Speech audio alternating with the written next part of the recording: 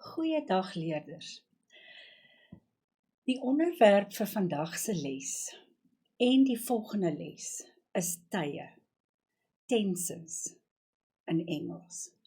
Nou, die goeie nuus is dat daar net 3 tye in Afrikaans is, waar in Engels dit baie meer is.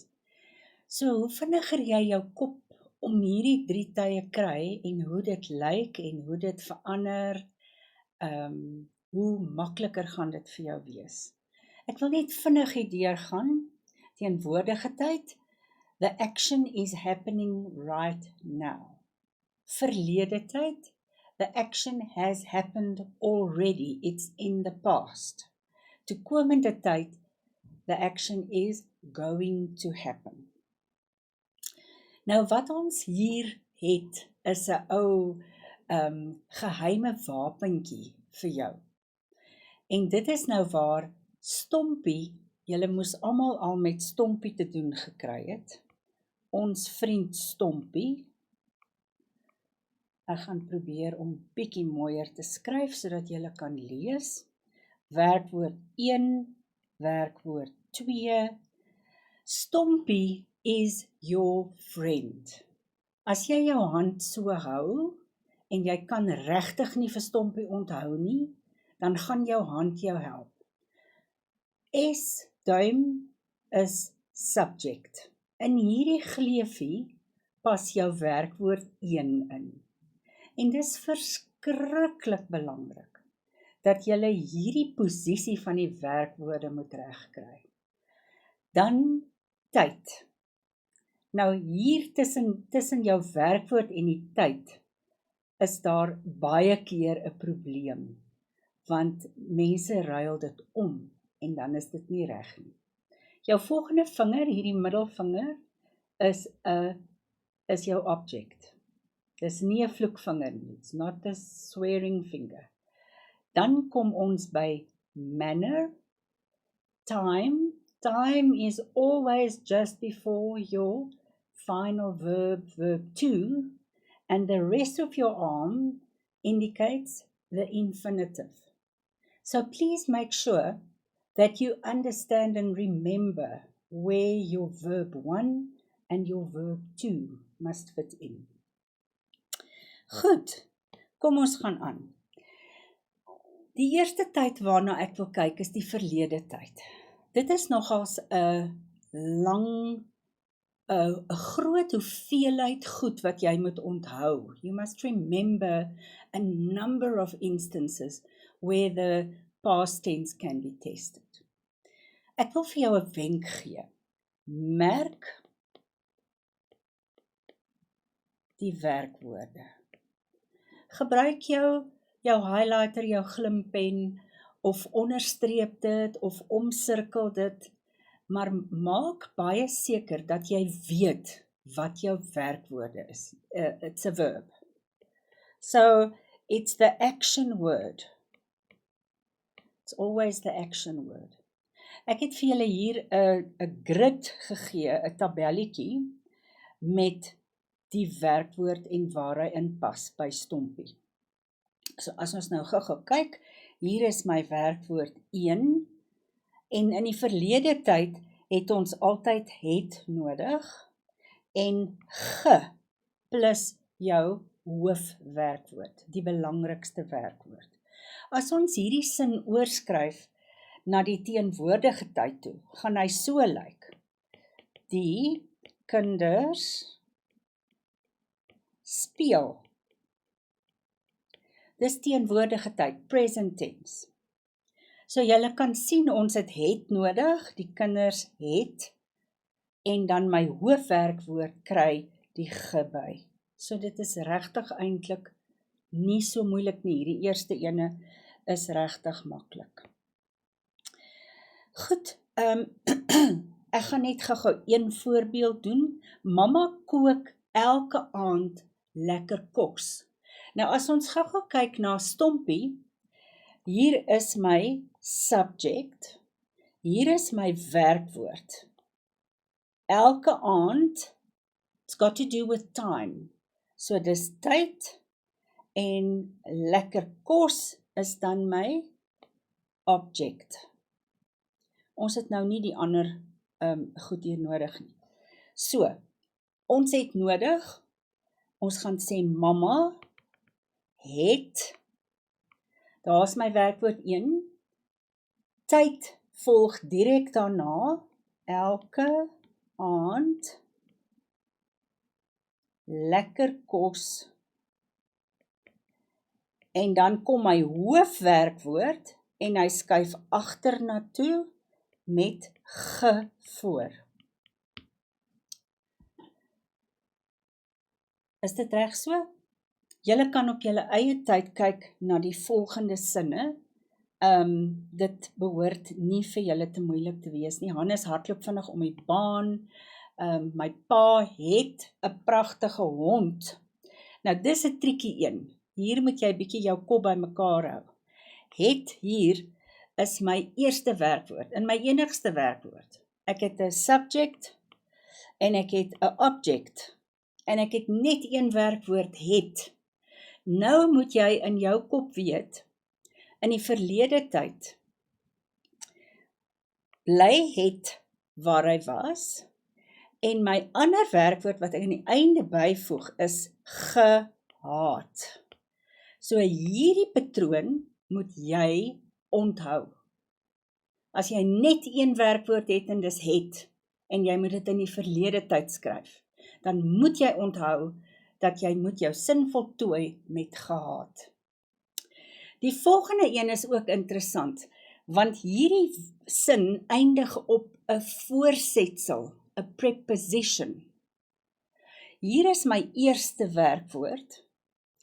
Op staan bekend as 'n voorsetsel, maar ons praat ook van 'n deeltjie werkwoord. Deeltjie werkwoord. So, wat hier gebeur, ons voeg die het by, soos gewoonlik, hulle het hul bed soggens, en nou gebeur 'n interessante ding. Jy begin jou laaste werkwoord met jou voorsetsel op. Ons weet ons moet ge byvoeg, opgemaak. Daar's hy. Ons gaan later weer terugkom hiernatoe, want dit is nogals moeilik om jou koppie om te kry. En dan sy skryf 'n baie mooi opstel, sy het 'n baie mooi opstel geskryf. Goed. Die volgende ding wat verskriklik belangrik is hulpwerkwoorde wat moet verander. En ek het vir julle hier 'n lys gemaak van teenwoordige tyd, hulpwerkwoorde, en dan waarna dit verander in die verlede tyd. Nou as jy 'n sin kry met 'n hulpwerkwoord plus 'n ander werkwoord, dan hoef jy net die hulpwerkwoord te verander. Kom ons kyk, hy kan die som doen, gaan verander na, hy kon, so daar's jou verandering na die verlede tyd toe, hy kon die som doen, die res van die sin bly presies dieselfde. Net gou-gou om vir julle dit duidelik te maak, sal, kom ons kyk, kan gaan beteken can, he can do it, he wants to do it, he must do it, he may do it, he will, en hier moet julle nou kop hou, want daar en daar is dit nou dieselfde. So, baie belangrik. Die ander ding wat julle net moet raak sien is daai woordjie, mag verander na mog. Ons gebruik dit nie meer baie in Afrikaans nie, we really don't use that a lot. It's a very old-fashioned word to use, but you just need to know about it. Goed. Wat baie belangrik is, as daar 'n hulpwerkwoord is, staat ons een, mamma wil elke aand lekker kos kook. Daar's my werkwoord 2. Wat nou hier gebeur, is Wou gaan hierin en daai woord bly dieselfde. Hannes sou vinnig om die baan hardloop. En daar is nog voorbeelde wat julle na kan kyk en probeer. Kom ons gaan aan. In die derde plek moet jy weet, as die werkwoord is, daar is. As is die werkwoord is. Ekskuus, is my fout. Is, word, was. En dit is die goed wat julle moet weet. Know your stuff. Dit moet so in jou kop ingeprent wees. Jy moet so, you have to be so sure about how these words change into the past tense.